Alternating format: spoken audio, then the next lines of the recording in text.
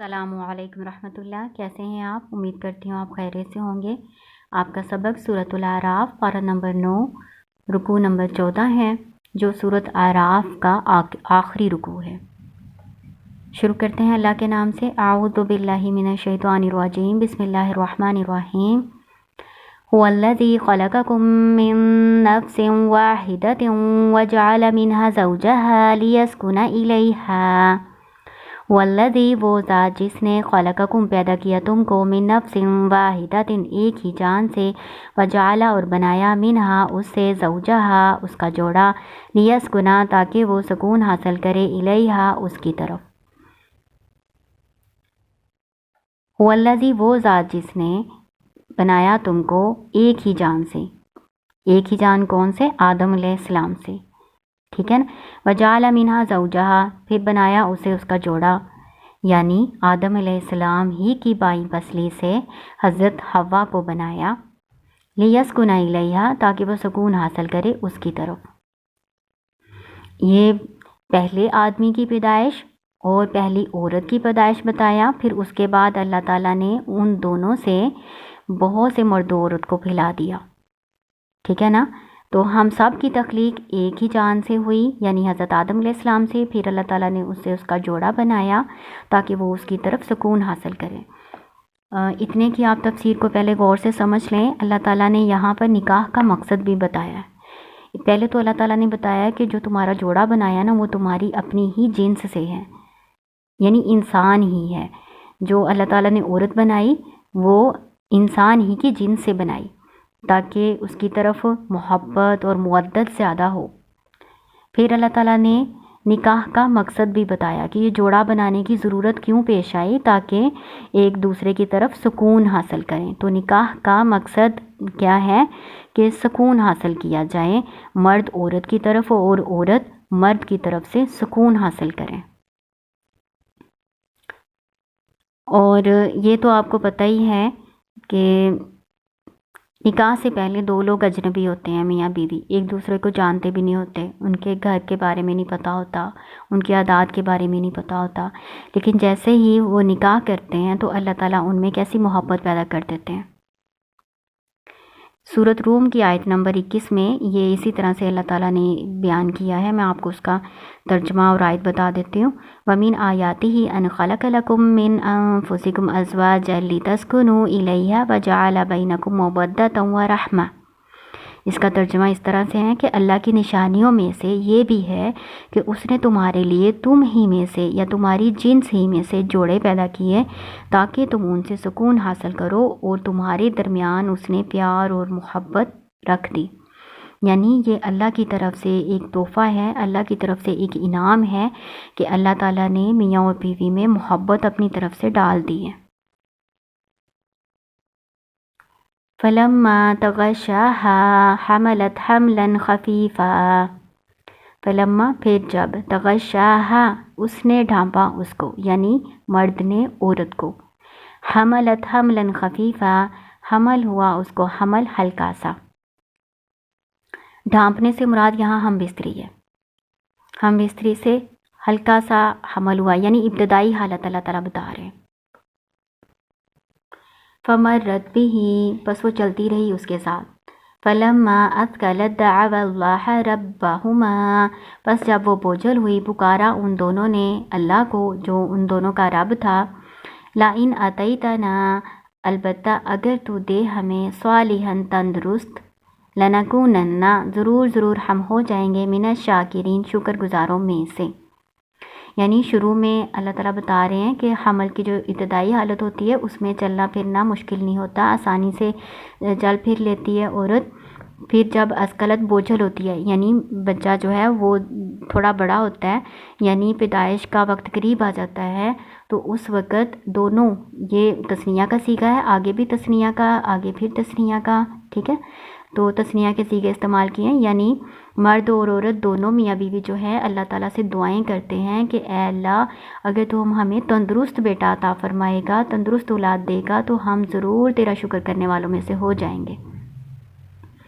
فَلَمَّا آتَاهُمَا صَالِحًا جَعَلَ لَهُ شُرَكَاءَ فِيمَا آتَاهُمَا فلما پھر جب عطاہما دیا اس نے، یعنی اللہ تعالیٰ نے، ہما ان دونوں کو، دی اللہ تعالیٰ نے ان دونوں کو، صالحاً تندرست اولاد، جعلا ان دونوں نے بنائے، لہو اس کے لیے، شرکاء شریک، یعنی پھر وہ اللہ کے دونوں شریک ٹھہرانے لگ جاتے ہیں، فیما اس میں جو عطاہما اس نے عطا کیا ان دونوں کو، کیا اللہ تعالیٰ نے جو اولاد عطا کی وہ تندرست ہوئی، تو اللہ کا احسان ماننے کی بجائے وہ دونوں اللہ کے ساتھ شریک ٹھہرانا شروع کر دیتے ہیں۔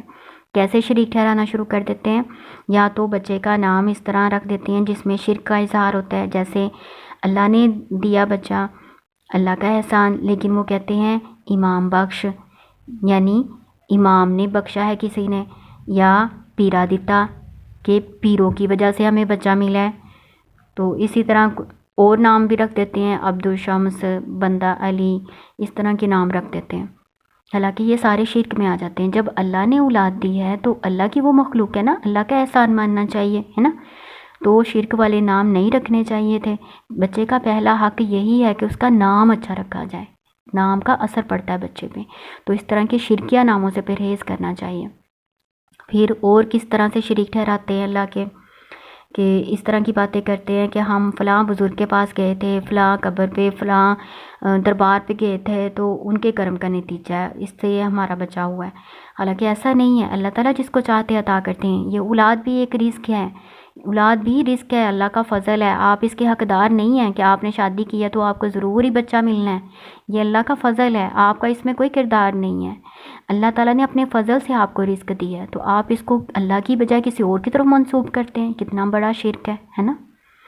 تو یہ بھی اس طرح سے بھی شرک ہو جاتا ہے کہ اللہ نے دیا لیکن ہم کسی اور کا احسان مانیں، کہ فلاں سے دوائی لی تھی، یا فلاں سے دعا کروائی تھی، فلاں کے دربار پہ گئے تھے تو ہمیں بچہ ملا، اس طرح کی کئی شرکیہ رسومات ہیں جو ہماری عوام میں پائے جاتے ہیں۔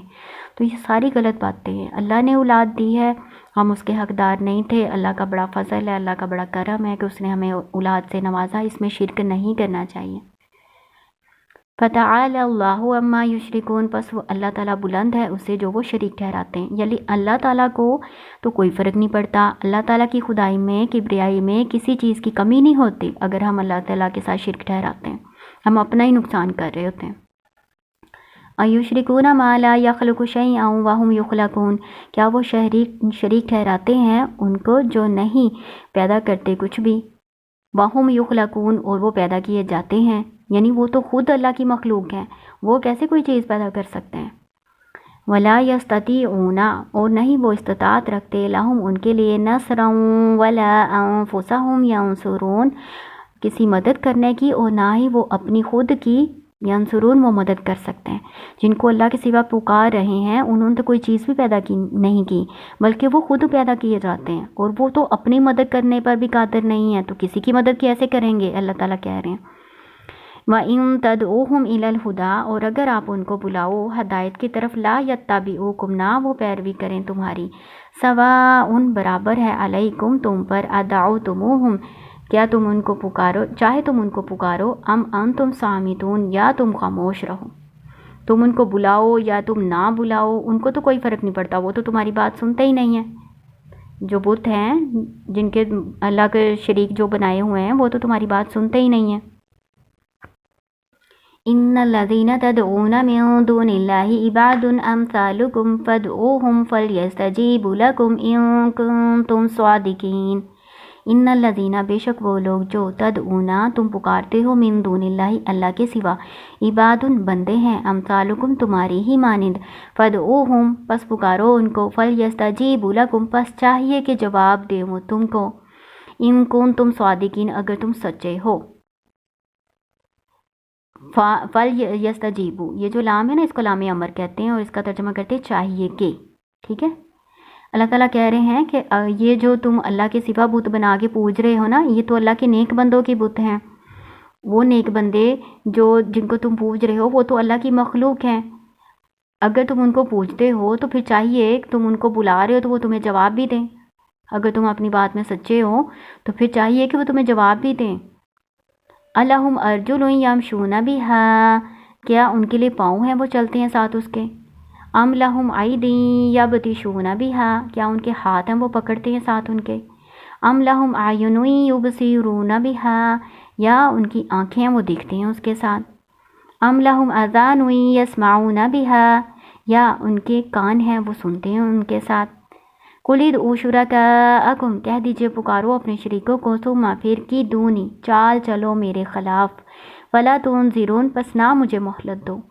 یہ چیلنج ہے، اللہ تعالیٰ کہہ رہے ہیں کہ ان سے کہو کہ اپنے شریکوں کو بلاؤ اور میرے خلاف جو چال تم نے چلنی ہے نا چلو، فلا تنظرون، پھر مجھے مہلت بھی نہ دو۔ ان ولی اللہ الذی نزل الکتاب، بے شک میرا دوست، میرا کارساز اللہ ہے، وہ ذات جس نے اتاری ہے کتاب، کتاب سے مراد قرآن۔ وَهُوَ يَتَوَلَّى الصَّالِحِينَ، اور وہ متولی ہے، دوست ہے، کارساز ہے نیکوں کا۔ وَالَّذِينَ تَدْعُونَ، اور جن کو تم پکارتے ہو، من دون اللہ، اللہ کے سوا، من دونہ، اس کے سوا یعنی اللہ کے سوا، لا یستطیعون نصرکم، نہیں وہ استطاعت رکھتے تمہاری مدد کی، ولا انفسہم ینصرون، اور نہ وہ اپنی جانوں کی یعنی اپنی، ینصرون وہ مدد کر سکتے ہیں، یعنی جن بتوں کو تم پکار رہے ہو وہ تمہاری مدد کیا کریں گے، وہ تو اپنی خود کی مدد نہیں کر سکتے۔ وَإِن تَدْعُوهُمْ إِلَى الْهُدَى لَا يَسْمَعُوا، اور اگر تم ان کو بلاؤ ہدایت کی طرف یعنی سیدھی راہ کی طرف، لا يَسْمَعُوا، نہ وہ اس کو سنیں۔ وَتَرَاهُمْ يَنظُرُونَ إِلَيْكَ وَهُمْ لَا يُبْصِرُونَ، اور تم دیکھتے ہو ان کو، وہ دیکھ رہے ہیں تمہاری طرف، وَهُمْ، اور وہ، لا يُبْصِرُونَ، نہیں وہ دیکھنے والے، نہیں وہ دیکھتے، یعنی تمہیں دیکھنے میں تو لگتا ہے کہ یہ تمہاری طرف دیکھ رہے ہیں، یعنی بتوں کی آنکھیں تو تم نے بنائی ہوئی ہیں، لیکن وہ ان کو نظر تو نہیں آتا نا، جیسے ہماری آنکھیں ہیں، ہماری تو اصلی آنکھیں ہم تو دیکھ سکتے ہیں نا، تو بتوں کی تو نقلی ہیں، وہ خود ہی پتھروں کے یا وہ لکڑی کے یا آٹے کے بنائے ہوئے بت ہیں، تو ان کی آنکھیں اصلی تو نہیں ہیں، وہ آنکھیں تو ان کی بنائی ہوئی ہیں لیکن ان کو نظر تو نہیں آتا نا۔ خذ العفو وأمر بالعرف وأعرض عن الجاہلین، اختیار کرو درگزر کو اور حکم دو نیکی کا، وعارض، اور اعراض کرو، عن الجاہلین، جاہلوں سے۔ پھر اللہ تعالیٰ کہہ رہے ہیں حضرت محمد صلی اللہ علیہ وسلم کو اور ان کے ذریعے سے ان کی امت کو کہ آپ ان جاہلوں سے نہ الجھیں جو مشرکین ہیں، آپ ان کو درگزر کرنے کا رویہ اختیار کریں، ان کے ساتھ الجھیں نہ، اور ان کو نیکی کا حکم دیتے رہیں، ٹھیک ہے نا۔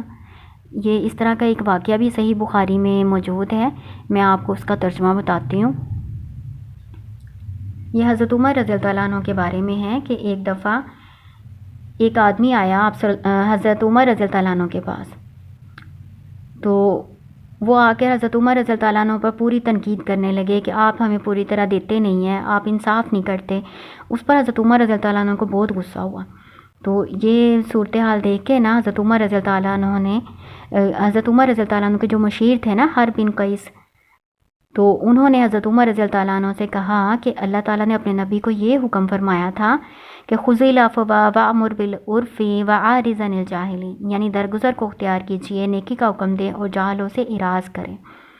اور یہ بھی تو جاہل ہی ہے، یہ جو باتیں کر کے کیا ہے یہ بھی تو جاہلوں والی باتیں ہیں، میں آپ کو مفہوم بتا رہی ہوں نا، اس لیے کچھ الفاظ میری اپنی طرف سے بھی ہیں۔ اس آدمی کے بارے میں جس نے جاہلانہ باتیں کی تھی حضرت عمر رضی اللہ عنہ سے آ کے، تو ان کے مشیر نے، حضرت عمر رضی اللہ عنہ کے مشیر نے آپ کو یہ مشورہ دیا کہ اپنے نبی کو اللہ تعالیٰ نے یہ حکم دیا ہے تو آپ بھی اس جاہل کے ساتھ وہی رویہ اختیار کریں، یعنی اس کو جانے دیں، اس کو معاف کریں، درگزر کریں اور نیکی کا حکم دیں، اور جاہلوں سے آپ منہ موڑیں، یعنی جاہلوں کے ساتھ آپ نہ الجھیں۔ تو حضرت عمر رضی اللہ عنہ نے اللہ تعالیٰ کی کتاب کا یہ حکم سن کے نا پھر یہی طریقہ اختیار کیا تھا، یعنی پھر اس جاہل کو کچھ بھی نہیں کہا تھا، اس کو کوئی سزا بھی نہیں دی تھی، ہے نا۔ تو اللہ تعالیٰ نے نا یہ بیان کیا ہے کہ آپ مشرکین سے نہ الجھیں، آپ ان کو نیکی کا حکم دیتے رہیں گے لیکن ان سے الجھنا نہیں ہے، ان سے بحث مباحثے میں نہیں پڑنا، وہ نہ ان سے لڑائی جھگڑا کرنا ہے، ٹھیک ہے نا۔ یہ صحیح بخاری کی حدیث کا ترجمہ میں آپ کو بتا رہی ہوں، صحیح بخاری میں یہ واقعہ موجود ہے حضرت عمر رضی اللہ عنہ والا۔ وَإِمَّا يَنزَغَنَّكَ مِنَ الشَّيْطَانِ نَزْغٌ فَاسْتَعِذْ بِاللَّهِ إِنَّهُ سَمِيعٌ عَلِيمٌ वइम्मा और अगर यंज़गन्नका वसवसा पहुँचे आपको मिन शैतानी शैतान की तरफ से नज़गुन कोई वसवसा फस्ताइज़ बिल्ला बस आप पनाह पकड़ लें अल्लाह की। इन्नहु बेशक वो समीउन अलीम बहुत सुनने वाला बहुत जानने वाला है। ये समीउन और अलीमुन फ़ाइलुन के वज़न पर होता है, यानी बहुत ज़्यादा सुनने वाला बहुत जानने वाला, मुबालगे के सीगे, ठीक है। इसमें अल्लाह ताला बता रहे हैं कि शैतान की तरफ से कोई वसवसा ख़यालात तुम्हारे दिल में आते हैं ना, तो उस पर अमल नहीं करना, उसको वो सोचना नहीं है, अल्लाह ताला की पनाह पकड़नी है। जो अल्लाह की पनाह में आ जाता है, अल्लाह ताला का ज़िक्र करना शुरू कर देता है, तो शैतान उससे दूर हो जाता है।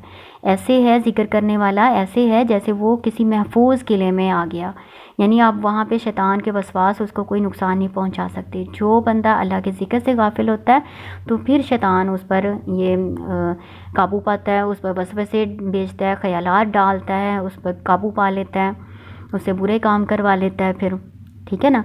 तो अल्लाह ताला से पनाह मांग लेनी चाहिए, आउज़ु बिल्लाहि समील अलीम मिनश शैतानिर रजीम, इस तरह दुआ पढ़ लें तो वो शैतान के जो ख़यालात वसवसे आए हैं ना दिल में वो ख़त्म हो जाते हैं, और अल्लाह के ज़िक्र में मशगूल कर लेना चाहिए अपने आप को। इन्नल्लज़ीना तक़ऊ इज़ा मस्सहुम ताइफ़तुम इन्नल्लज़ीना तक़ऊ इज़ा मस्सहुम ताइफ़ुम मिनश शैतानि तज़क्करू फ़इज़ा हुम मुबसिरून। इन्नल्लज़ीना तक़ऊ बेशक वो लोग जिन्होंने तक़वा अख्तियार किया, इज़ा जब मस्साहुम पहुँचता है उनको, ताइफ़ुन कोई ख़याल, मिनश शैतानी शैतान की तरफ से, तज़क्करू वो याद करने वाले होते हैं, फ़इज़ा बस अचानक, हुम वो मुबसिरून देखने वाले होते हैं। इसमें अल्लाह ताला क्या बता रहे हैं कि वो लोग जो तकवा वाले हैं ना, जब उनको शैतान की तरफ से कोई ख़याल आता है ना, बुरा ख़याल आता है, तो वो फ़ौरन याद कर लेते हैं, यानी उनको फ़ौरन अल्लाह की याद आ जाती है। उनको पता चल जाता है कि ये तो शैतान की तरफ से वसवसा आ गया, ये तो शैतान की तरफ से गलत ख़याल आ गया। फ़ाइज़ा हूँ बस फिर वो अचानक, इज़ा जो है ना जब का मानी भी देता है और अचानक का मानी भी देता है, यानी उनको फ़ौरन याद आ जाता है। तो फ़ौरन वो कैसे हो जाते हैं, मुबसिरून देखने वाले, यानी यकायक उनकी आंखें खुल जाती हैं, वो बसीरत वाले हो जाते हैं, उनको समझ आ जाती है कि ये जो वसवसा आया है ना ये शैतान की तरफ से आया है, उनको फ़ौरन पता चल जाता है। ये अल्लाह ताला ने तकवा वालों की सिफ़ात बताई है कि अगर आप तकवा अख्तियार करेंगे ना, अल्लाह ताला का तकवा अख्तियार करेंगे, तो आपको इस बात का फ़ौरन पता चल जाएगा कि मेरे दिल में जो ख़याल आया ये शैतान की तरफ से आया, तो फ़ौरन वो अल्लाह की याद की तरफ आएंगे और उनको फ़ौरन समझ आ जाएगी। बसीरत वाले देखने वाले, यानी बसीरत समझ बूझ वाले हो जाएंगे, फ़ौरन अल्लाह की तरफ रुजू कर लेते हैं फिर तकवा वाले लोग। व इख्वानुहुम यमुद्दूनहुम फिल गय्यि सुम्मा ला युक़सिरून, और उनके भाई वो उनको बढ़ाते हैं, खींच ले जाते हैं, फिल गय्यि सरकशी में, गुमराही में, सुम्मा फिर ला युक़सिरून नहीं वो कमी करते। जो शैतानों के भाई होते हैं, जो काफिर जैसे काफिर लोग हैं, वो तो अल्लाह का जिक्र नहीं करते, तो उन पर शैतान का पूरा गलबा होता है ना, तो वो जो काफिर हैं, जो शयातीन उनके भाई बन जाते हैं, उनके साथी बन जाते हैं, तो वो उनको खींच ले जाते हैं गुमराही में, वो जैसे चाहे उनसे गलत काम करवाते हैं, है ना, वो शैतान के लश्कर में शामिल हो जाते हैं। वो किसी किस्म का उसमें उनको गुमराह करने की कोई भी कोताही नहीं करते, कोई कमी नहीं छोड़ते फिर उनको गुमराह करने की, फिर उन लोगों पर शैतान का मुकम्मल गलबा आ जाता है। वइज़ा लम तअतिहिम बिआयतिन क़ालू लौला जतबैतहा, और इज़ा जब लम नहीं तअतिहिम आती उनके पास बिआयतिन कोई निशानी, लाते आप उनके पास कोई निशानी, क़ालू वो कहते हैं लौला जतबैतहा क्यों ना तूने अपनी तरफ से उसको बना लिया, यानी ये जो काफिर थे ना मुशरिक, आप सल्लल्लाहु अलैहि वसल्लम से निशानी मोज़ा तलब करते थे, तो फिर जब मोज़ा नहीं आया उनके तलब करने पर तो कहते थे तुम अपनी तरफ से बना कर ले आओ, है ना। ऐसे थोड़ा हो सकता है, जो अंबिया और रसूल हैं वो अपनी तरफ से थोड़ा मोज़े दिखाते हैं, वो तो अल्लाह ताला के इख्तियार में होता है ना मोज़ा दिखाना।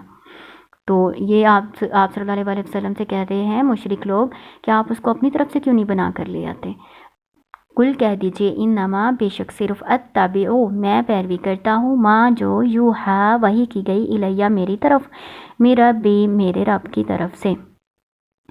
ھذا یہ بصائر من ربکم تمہارے رب کی طرف سے بصیرتیں ہیں، وہدی ورحمۃ لقوم یؤمنون اور ہدایت ہے اور رحمت ہے ایمان لانے والے قوم کے لیے۔ اس کا ترجمہ تو ایسے بنتا ہے قوم کے لیے یؤمنون وہ ایمان لاتے ہیں۔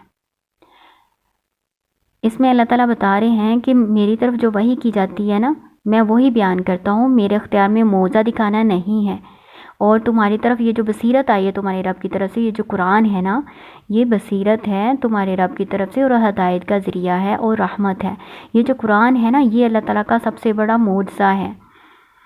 جو عربی لوگ تھے یہ اپنی فصاحت و بلاغت کے باوجود اس قرآن کی طرح کی ایک آیت بھی نہ لا سکے تھے، ہے نا۔ کتنی دفعہ اللہ تعالیٰ نے چیلنج کیا، 10 آیتوں کا کہا، پھر ایک آیت کا کہا، لیکن پھر بھی نہ لا سکے، ہے نا۔ تو اس دور کا سب سے بڑا جو معجزہ تھا یہ قرآن ہے۔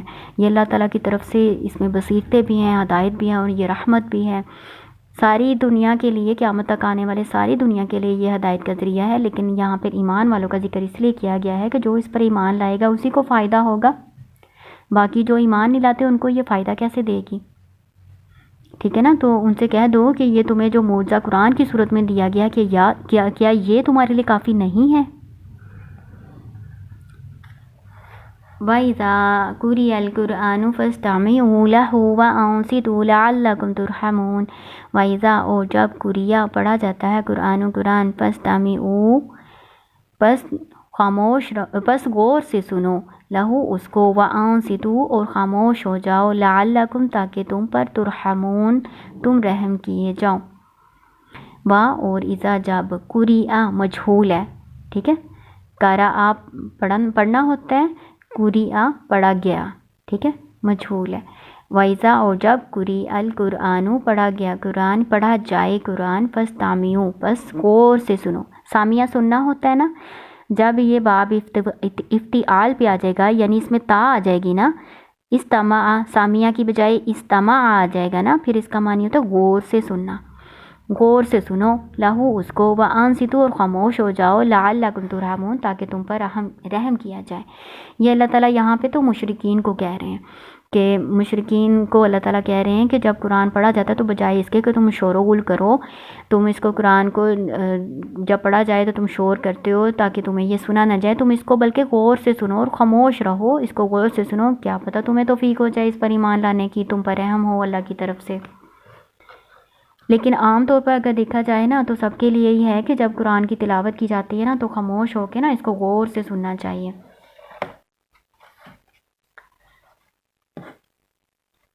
وَاذْكُرْ رَبَّكَ اور ذکر کریں اپنے رب کا، فی نفسک اپنے دل میں، تضرعاً گڑ گڑاتے ہوئے، وخیفتاً اور ڈرتے ہوئے، ودون الجہر اور اونچی آواز کی بجائے، من القول بات میں سے، آواز میں سے، یعنی بغیر اونچی آواز کیے اپنے رب کو دل میں آہ وزاری کرتے ہوئے اور ڈرتے ہوئے یاد کریں، بالغدو والآصال صبح اور شام، ولا تکن اور نہ آپ ہو، من الغافلین غافلوں میں سے۔ یہ اللہ تعالیٰ ذکر کا طریقہ بتا رہے ہیں۔ ذکر سے مراد نماز بھی ہو سکتی ہے، دعا بھی ہو سکتی ہے، اللہ کا ذکر بھی ہو سکتا ہے کہ اللہ تعالیٰ کا ذکر کرنا ہے، کیسے کرتے ہیں اللہ تعالیٰ نے ادب بتایا ہے کہ اپنے دل میں یاد کریں، کم آواز کے ساتھ، گڑ گڑاتے ہوئے، آہ وزاری کرتے ہوئے اور اللہ سے ڈرتے ہوئے، کم آواز کے ساتھ جو اونچی نہ ہو، ٹھیک ہے نا، اونچی آواز کے بغیر۔ بہت زیادہ اونچی آواز میں پکارنا، دعائیں کرنا منع ہے نا۔ یہ اس طرح کی حدیث کا ایک مفہوم بھی ہے کہ احرام کی حالت میں صحابہ اونچی آواز میں اللہ تعالیٰ کا ذکر کرتے جا رہے تھے تو اللہ تعالیٰ نے، آپ صلی اللہ علیہ وسلم نے ان کو منع کیا کہ تم جس کو پکار رہے ہو وہ دور تو نہیں ہے، تو آہستہ پکارو اللہ تعالیٰ کو، آہستہ ذکر کرو اللہ تعالیٰ کا۔ پھر ایک حدیث کا مفہوم اس طرح سے بھی ہے کہ ایک دفعہ آپ صلی اللہ علیہ وسلم حضرت ابوبکر صدیق رضی اللہ عنہ کے گھر کے پاس سے گزرے تو وہ نماز کی حالت میں تھے اور بہت آہستہ پڑھ رہے تھے نماز۔ پھر وہ حضرت عمر رضی اللہ عنہ کے گھر کے پاس سے گزرے تو حضرت عمر رضی اللہ عنہ اونچی آواز میں نماز پڑھ رہے تھے۔ تو صبح کو جب وہ آپ صلی اللہ علیہ وسلم کے پاس حاضر ہوئے تو حضرت ابوبکر صدیق رضی اللہ عنہ سے پوچھا کہ تم اتنی کم آواز سے کیوں پڑھ رہے تھے؟ تو انہوں نے کہا کہ میں جس سے سرگوشیاں کر رہا تھا نا تو وہ میرے نزدیک ہی تھا، تو اسی لیے میں نے آہستہ آواز میں اس کو پکارنا مناسب سمجھا۔ اور حضرت عمر رضی اللہ تعالیٰ عنہ سے پوچھا تو انہوں نے کہا میں شیطان کو دور کرنے کے لیے اور سوتے ہوئے کو جگانے کے لیے اونچی آواز میں پڑھ رہا تھا۔ تو آپ صلی اللہ علیہ وسلم نے حضرت ابو بکر صدیق رضی اللہ عنہ سے کہا کہ تم ذرا آواز تھوڑی سی اونچی کر کے پڑھو، اور حضرت عمر رضی اللہ عنہ سے یہ کہا کہ تم اپنی آواز تھوڑی سی کم کر کے پڑھو، ہے نا، یعنی درمیانی آواز رکھنی چاہیے دعا کرنے میں، نماز پڑھنے میں اور اللہ کا ذکر کرنے میں، صبح شام کے اذکار کرنے میں۔ اتنی کم بھی آواز نہ ہو کہ اپنے کانوں میں نہ جائے، اپنے کانوں کو بھی سنانا چاہیے، اور اتنی زیادہ تیز بھی نہ ہو کہ شور سا ہو جائے اور دوسرے لوگ ڈسٹرب ہوں، ٹھیک ہے، وہ غافلوں میں سے نہ ہو، یعنی اللہ تعالیٰ کا ذکر کرتے رہیں، غافل نہ ہو اللہ کے ذکر سے۔ جو بندہ اللہ کے ذکر سے غافل ہوتا ہے نا تو اس پر شیطان مسلط ہو جاتا ہے۔ پھر ان الذین عند ربک، بے شک وہ لوگ جو آپ کے رب کے پاس ہیں، لا یستکبرون، نہیں وہ تکبر کرتے۔ وہ کون سے ہیں؟ وہ فرشتے ہیں۔ عن عبادتی، اس کی عبادت سے، وَيُسَبِّحُونَهُ، اور وہ تسبیح بیان کرتے ہیں اس کی، وَلَهُ يَسْجُدُونَ، اور وہ اس کے لیے سجدہ کرتے ہیں۔ یعنی یہ جو ساری صفات بتائی ہیں نا اللہ تعالیٰ نے، یہ ساری فرشتوں کی ہیں، یعنی فرشتے جو ہیں نا اللہ تعالیٰ کی فرما برداری کرتے ہیں، اللہ تعالیٰ کی تسبیح بیان کرتے رہتے ہیں اور تھکتے بھی نہیں ہیں، اور اللہ ہی کے لیے سجدہ کرتے ہیں۔ یعنی اللہ تعالیٰ کو ہمارے ذکر کرنے کی یا ہماری فرما برداری کرنے کی کوئی ضرورت نہیں ہے۔ اللہ کے پاس عبادت کرنے والے بہت سے فرشتے موجود ہیں، اور جو تھکتے بھی نہیں اللہ کی تسبیحات کر کر کے، ہے نا۔ تو اگر ہم اللہ تعالیٰ کو یاد کریں گے، اللہ کا ذکر کریں گے، تو ہم اپنا ہی فائدہ کر رہے ہوتے ہیں، اپنے آپ کو شیطان سے بچا رہے ہوتے ہیں، اللہ کے ذکر سے اپنے آپ کو محفوظ کر رہے ہوتے ہیں۔ یہاں پہ سجدہ ہے تو سجدہ کیا جاتا ہے، اور سجدے کی دعا پڑھی جاتی ہے، سجدہ وجہ للذی خلقہ وصورہ وشق سمعہ وبصرہ بحولہ وقوتہ، اتنی یہ سجدے کی دعا ہے۔ سجدہ تلاوت کی 3 دفعہ پڑھی جاتی ہے، ٹھیک ہے، اللہ اکبر کہہ کے سجدے میں جائیں اور یہ 3 دفعہ دعائیں پڑھیں۔ اور یہ سجدہ کرنا ضروری بھی نہیں ہے، اگر کریں گے تو یہ شیطان کے لیے جو ہے نا رونے کا باعث ہے۔ اس طرح حدیث میں آتا ہے کہ جب قرآن میں کہیں سجدہ آتا ہے اور کوئی بندہ اس کو پڑھ کے سجدہ کرتا ہے نا تو شیطان روتا ہے اور اپنے اوپر ملامت کرتا ہے کہ مجھے تو سجدے کا حکم ہوا تو میں نے کیا نہیں، اور یہ آدم کو سجدے کا حکم ہوا اور یہ کر رہا ہے۔ تو یہ شیطان کی رسوائی کا باعث ہے سجدہ کرنا، اور ثواب بھی ہوتا ہے، ٹھیک ہے نا، اور فرض نہیں ہے، ٹھیک ہے۔ یہاں آپ کی یہ سورۃ الاعراف مکمل ہو چکی ہے الحمدللہ۔ اب اگلے سبق میں انشاءاللہ تعالیٰ سورۃ الانفال ہم شروع کریں گے۔ اللہ تعالیٰ آپ کو کامیاب کرے، ہمیں اور آپ کو ہدایت پر قائم رکھے، اور اسی طرح سے نیک لوگوں کا ساتھ ہمارے لیے بنا رہے دنیا میں بھی، اور اللہ تعالیٰ آخرت میں بھی ہمیں نیک لوگوں کے ساتھ ہمارا حشر کرے، آمین یا رب العالمین یا رب العالمین۔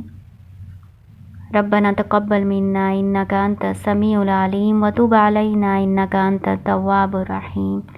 اللہ تعالیٰ آپ کو کامیاب کرے۔ السلام علیکم ورحمۃ اللہ۔